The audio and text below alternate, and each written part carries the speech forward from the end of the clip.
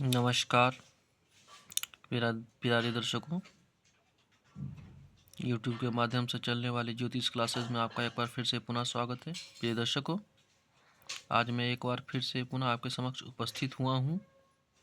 प्रिय दर्शकों, ये किसी जातक की जन्म पत्रिका है। प्रिय दर्शकों,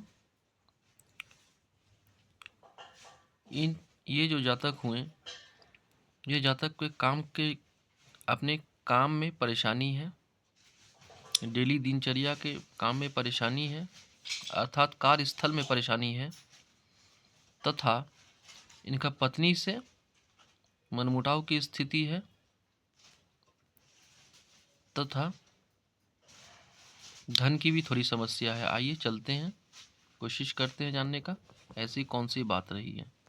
प्रिय दर्शकों, यदि हम लोग देखना चाहें तो यहाँ लग्न जो है 18 डिग्री 21 मिनट 49 सेकंड का है। 18 डिग्री 21 मिनट 49 सेकंड का लग्न एक अच्छा लग्न माना जाता है। सूर्य जो है 11 डिग्री 4 मिनट 12 सेकंड से नवम से चले गए हैं एकादश स्थान में, अर्थात नवम से एकादश स्थान में सूर्य चले गए हैं। नवम से एकादश स्थान में सूर्य चले गए हैं। तो प्रिय दर्शकों, तो ये जातक हुए धार्मिक प्रवृत्ति के इसलिए हुए क्योंकि काल पुरुष की पत्रिका में भी गुरु नवम एवं द्वादश स्थान के स्वामित्व रखते हुए यहाँ सप्तम स्थान में हुए। इनकी प्रवृत्ति धार्मिक हुई। लेकिन सूर्य जो है क्रूर ग्रह है, वह मंगल के साथ है, बुध के साथ है। मंगल के साथ होने के कारण उतना भी ज़्यादा धार्मिक नहीं हुए। लेकिन गुरु जो है शनि से दृष्ट है, अर्थात कालपुरुष की पत्रिका में गुरु नवमेश तथा द्वादशेश तथा शनि एकादशेश तथा दशमेश, ये दोनों जब आपस में एक जगह युद्ध हो जाए तो ऐसा जातक धार्मिक प्रवृत्ति का होता है, वह धार्मिक प्रवृत्ति का ही होता है। प्रिय दर्शकों, लग्न में शनिदेव हैं तथा सप्तम में गुरु हैं, देवगुरु बृहस्पति। प्रिय दर्शकों, शनि तो यथावत वृद्धि के कारक है, लेकिन ये लग्न में है, अर्थात कालपुरुष की पत्रिका में दशमेश एवं एकादशेश तथा वर्तमान पत्रिका में द्वितीय तथा तृतीय हैं, आ गए लग्न में। तो इन जातक में तो ये जो जातक हुए उनके शनि जो लग्न में आ गए, वह तो शनि ऐसे तो हैं पापी ग्रह, एक क्रूर ग्रह है, लेकिन गुरु से दृष्ट होने के कारण ऐसे शनि जो हैं तामसी प्रवृत्ति के और एक उदासीन जीवन देते हैं। लेकिन गुरु से दृष्ट होने के कारण गुरु किसको देख रहा है? गुरु अपने राशि को देख रहा है, अर्थात 9 नंबर की जो राशि है उसे गुरु देख रहा है। इसलिए व्यक्ति में तामसी प्रवृत्ति रहेगा, लेकिन गुरु की जो दृष्टि है उससे वे अच्छे हुए। मतलब कि मन में कभी कभी उदासीनता की भावना, लेकिन ज़्यादातर गुरु की जो देवगुरु बृहस्पति की जो दृष्टि है, वह दृष्टि जो है अमृत प्रदान करती है। इसलिए इनका मन अच्छा रहेगा। लेकिन शनि की महादशाओं में उदासीन ही रहेगा। लेकिन यदि गुरु की दशा आई, अंतरदशा आई या फिर प्रत्यंतर दशा आई, तो गुरु कहाँ के स्वामित्व है इस पत्रिका में? चतुर्थ के और लग्न के। तो गुरु फल करेंगे ना चतुर्थ के और लग्न के। बैठे कहाँ है? सप्तम भाव में। सप्तम भाव में दृष्टि कहाँ पड़ी? लग्न पर। लग्न पे दृष्टि पड़ी तो ये मन स्थिति ठीक रहेगा, शरीर भी ठीक रहेगा, शरीर में कोई तरह का तकलीफ नहीं रहेगा। लेकिन शनि जो है दूसरे द्वितीय एवं तृतीय होकर के आकर के बैठ गए लग्न में, तो दूसरे स्थान और तीसरे स्थान का स्वामित्व तो रखेंगे ना। तो अर्थात यह होगा कि हम दूसरा स्थान जो हमारी वाणी का स्थान है, तो हम वाणी क्या करेंगे?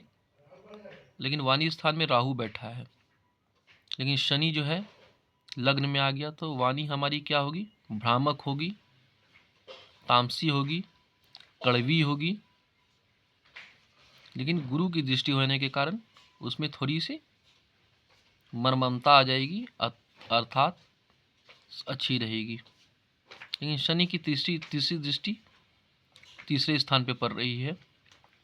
तीसरे स्थान पे पड़ने के कारण मित्र तो होंगे, लेकिन शनि की तीसरी दृष्टि किस पे पड़ रही है? 11 नंबर की राशि। 11 नंबर की राशि यानी कि शनि की राशि। लेकिन शनि जो है वह पापी ग्रह है, एक उदासीन ग्रह है, इसलिए मित्र तो होंगे लेकिन उससे थोड़ा बहुत नाराजगी चलेगी। प्रिय दर्शकों, चतुर्थेश आकर के बैठ गया सप्तम भाव में।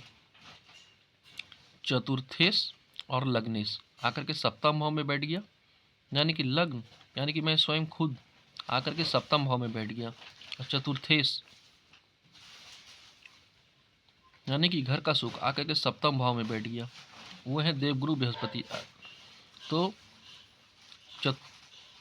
घर का सुख और शरीर का सुख आकर के बैठ गया सप्तम भाव में। अर्थात हम सुखी कहाँ से होंगे?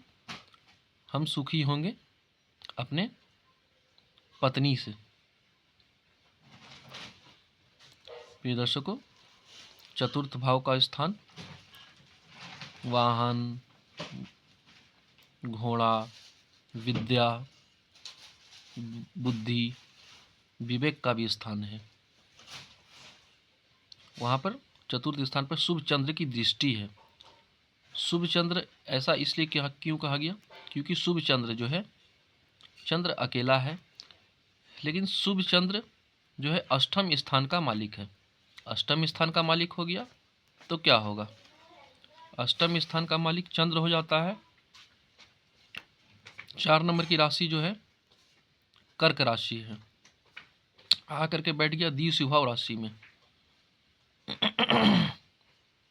कर्क राशि यानी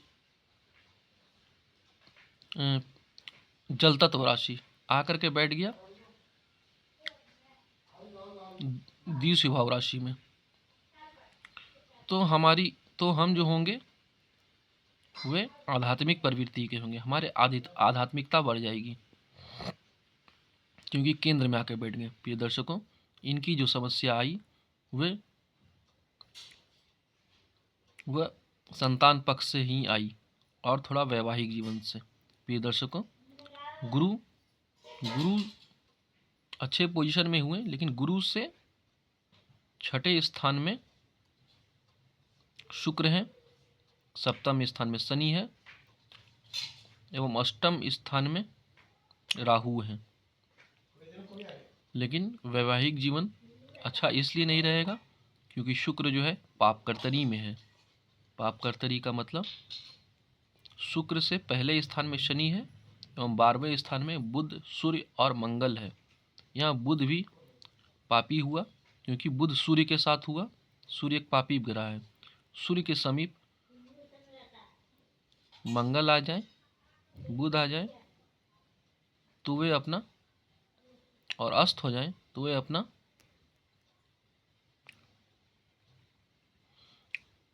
कारकत्व की वृद्धि तो करते हैं, लेकिन अपना नैसर्गिक गुणों की